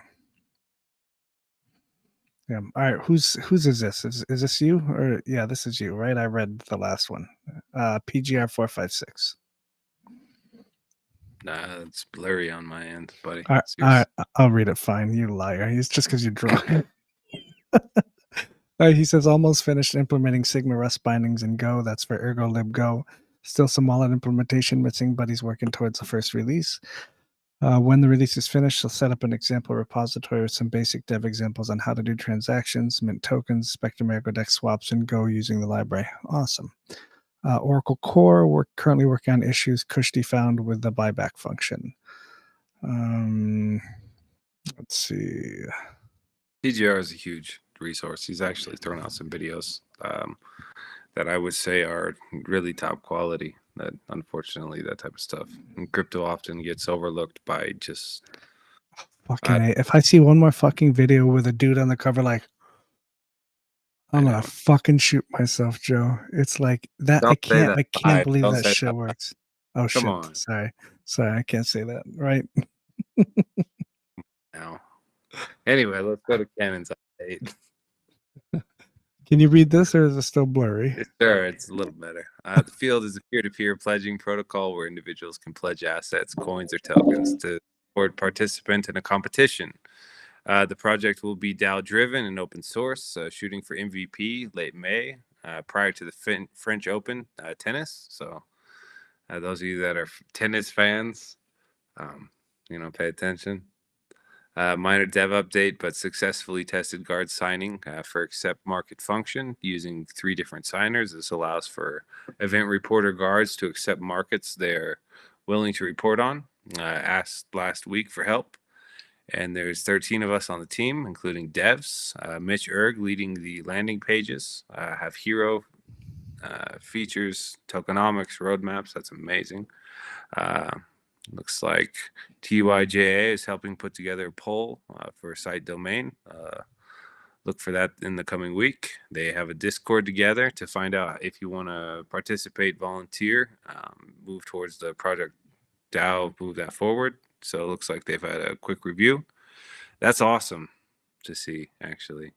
Yeah, they use they use the amazing UI of Sigmafy. Fantastic. Yeah. So far, the only sports betting we've had is tip-bot based. I actually lost money to Ron. With HQ's tip-bot.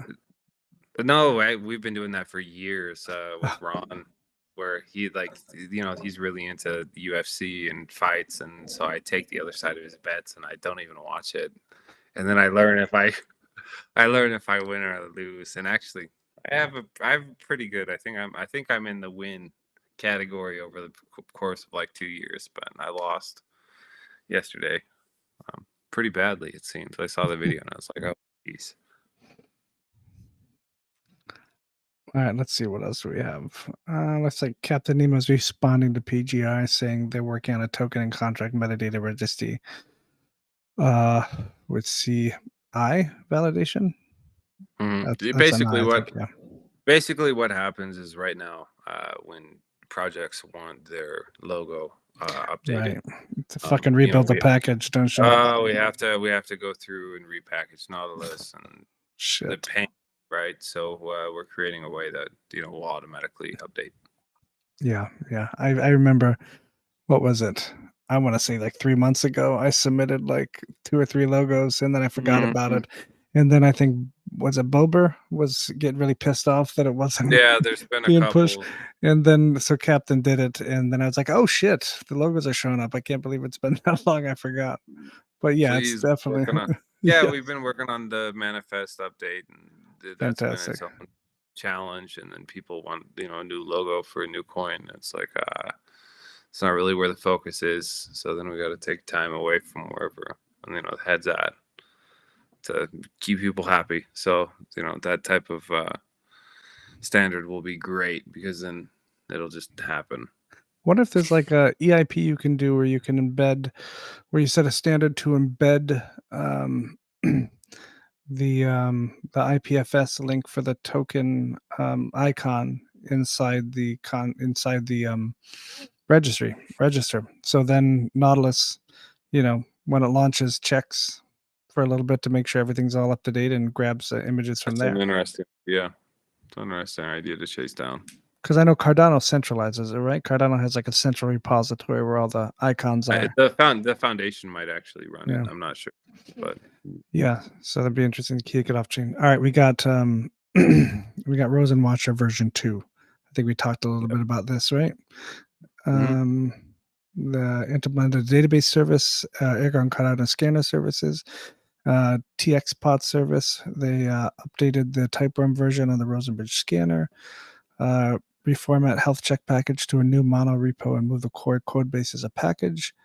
And Raffle version 2, a new oh, nice. Oh, that's Moenzi. Yeah, Yeah, raffle version 2 is going to be nice. interesting. It's going to be great. A new version of Raffle project started. Finalized Ergo version 2 procedure design with our new features.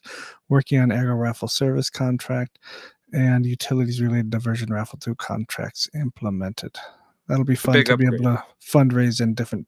Is it different tokens or is it just SIG USD and Yeah, Ergo? yeah. It's different No, tokens. it's different. It's different tokens. It's actually potentially multi-token even. Amazing. And then more than one output, right? You can choose more than one place to send the rewards to percentage-wise. Yeah, and potentially you can have multiple winners, and you can structure some really unique lotteries and fundraising tools and stuff on top of Raffle Tool. That's going to be a flexible tool. I'm curious to see what the community does when they get a hold of it. Super cool. All right, you got cheese coming up with Lithos. All right, with Lithos, custom stratum implementation is near completion to help with testing for eventual usage by miners. Looks like with the Sigma mining pool, ran into some issues on how mining core dealt with the node API calls, which has unfortunately delayed storage rent, making some intermediary program, which on the bright side will allow for more complicated additions in the future. And sometimes that's the beauty of that type of patch, is it opens up a lot of possibility for the future. Yeah, we're super excited for that. We're very hungry, but we are patient. We're waiting for it. Let's see. Do we have... I thought the Sigmanauts did an update here, but wait, what's this? Oh yeah, we can't skip this. This is fucking amazing. Why don't you talk about this of maritsaart, how they did like they used a couple different tools to actually embed the or find an address or a hash with the actual name of the NFT in it. Did you read up on that at all, Joe? Yeah, I've always watched what Maritza's doing, and it's fascinating to see, like, real on-chain NFTs. That's kind of where that started, which is pretty amazing. So here you have like NFT art that's working in combination with proof of work, and so you call them proof of work JPEG. So at this point, if you're doing something like that, you can now kind of dunk on this idea that NFTs are just JPEGs that you can right click, and they're not connected to proof of work or on chain in any way. So it's quite amazing to look at what's potentially possible. I have to tip my hat to Maritza and everything she's done for like the NFT space and pushing forward what is possible. Where I think that's probably over the heads of where a lot of people, where a lot of people are at. But yep. You have NFTs that are backed by proof of work with a royalty standard, like potentially being put in. That's amazing. Yep. This is one of those areas where I don't know. I would say it's like the positive shrimp coin, right? I didn't see it coming, and I'm just impressed. It is super cool. For shrimp coin, I just didn't see coming, and I was like, "What are they doing? Are they actually deliver a shrimp back stable coin?" Let me see if I can click on this page. Let's see if it'll take us there, so people can see the actual IPFS. There we go. So you can see that.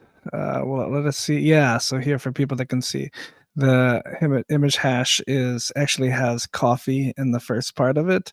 The IPFS ID has coffee in the starting with a third character. The token ID actually has it in it as well, and the actual fucking minting TX has it in there. I mean, it's like super creative, super awesome. It really kind of makes, as you said, Joe, it makes you feel more than a right click save as IPFS link embedded in the damn thing. Super freaking cool. And the artwork's amazing too. It's always been, I have a couple pieces of of this stuff, not specifically this, but this artist, and I love it. It's fantastic. Everything's always pretty creative. Absolutely. All right, let's see.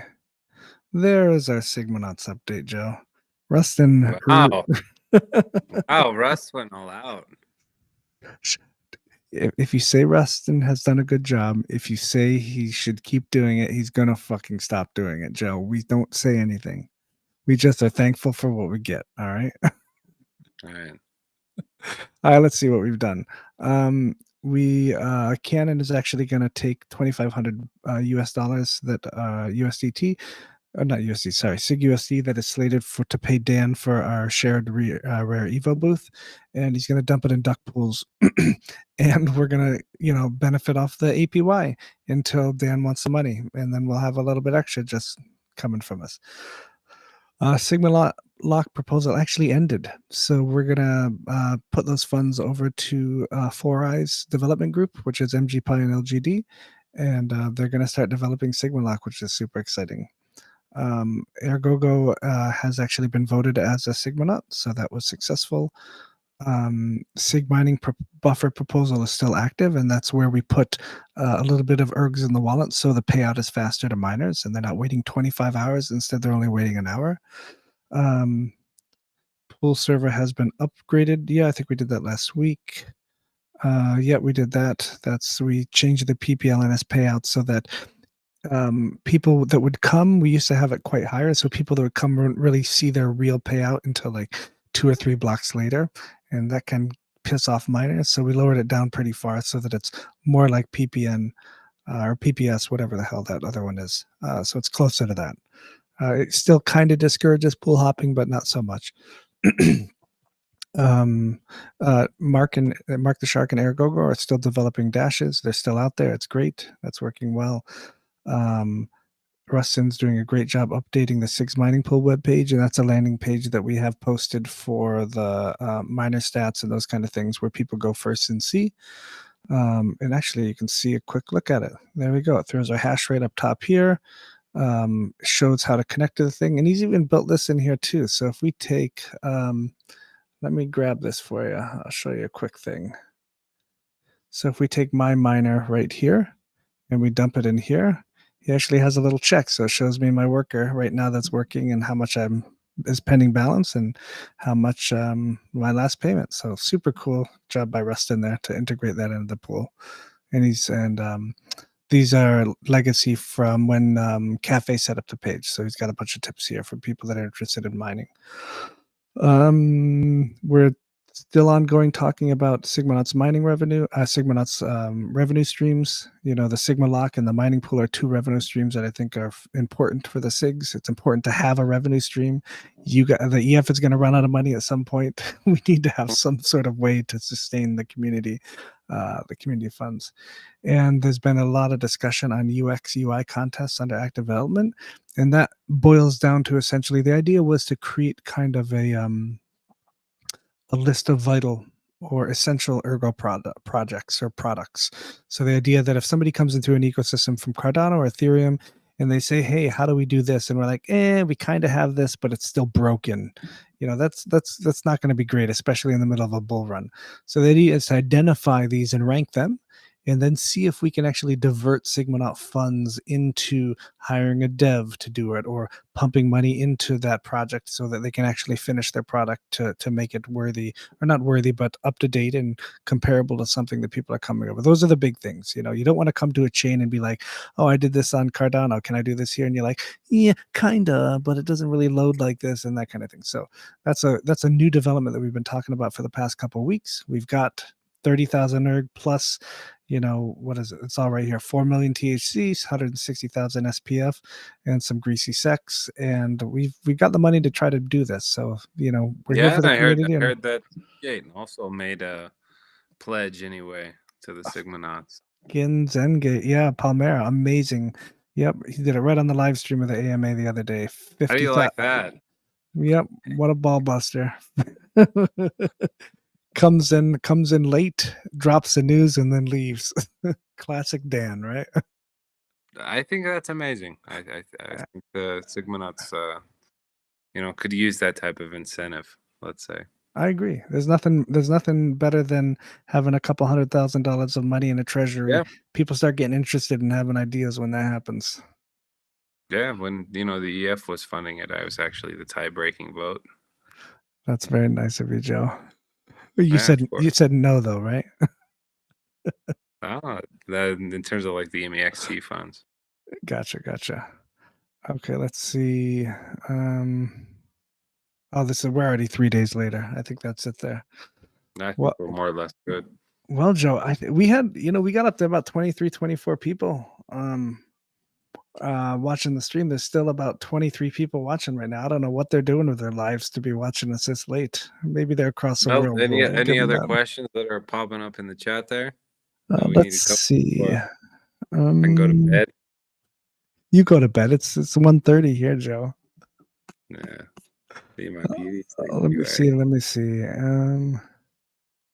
All right. Louis says, Lewis Bowser says, I'm current in uni for CS. What language should I learn as an elective to most closely prepare me for ErgoScript? That's a fun. Let me answer first, and you can answer, Joe. I'm going to answer that you should look at tooling that's there. So if you want to write direct ErgoScript, okay, that's great. But look at things like we have things like Fleet SDK, we have ErgPy, we have Fleet Sharp. So there are these amazing tools that that are there that you don't really need to dive that far into ErgoScript, of course, unless you're writing smart contracts, right? But yeah, so super cool there. Sorry, go for it, Joe. No, I think that's a great starting point, is look at what tools exist that overlap with your skill set. Scala is interesting. I think Rust is probably gonna, like, long term, if I had the funding, Sigma Rust, I think probably is going to be powerful. Hopefully in a couple of years. So that would be my recommendation. All right, I think that's it for questions, Joe. Yeah, that's it. I think that's it. I'm gonna try to. I finished half my bottle, Joe. Did you finish half yours?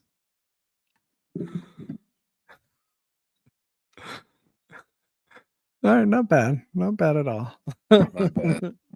Well, well, it's been fun. Yeah, interesting doing this live.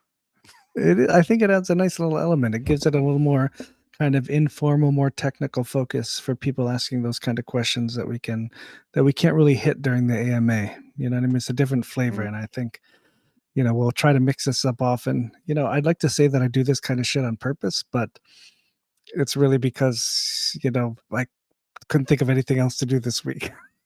All right. Well, good night, everybody.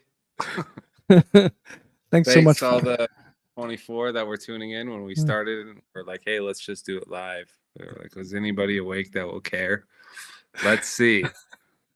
I guess people are awake now. There's 26. It's going up, Joe. We might as well. We should stay on for a couple more hours. I might as well not even go to bed. Might as well not even go to bed. That's a terrible idea. All right, Joe. I'm gonna hit the outro button. Don't forget, we gotta look stupid into the camera for about 10 seconds while the sound fades and the video flows. So, everybody, have an amazing day. For those that are starting, for those that are watching in the USA, at least, go the fuck to bed. I don't know why you're still awake. Don't be crazy. And Joe, go ahead, end it. All right. Thanks for tuning in, everybody. We'll have the AMA on Thursday. Maybe I'll be there, maybe not. Let's see how things shake out. Cheers for tuning in.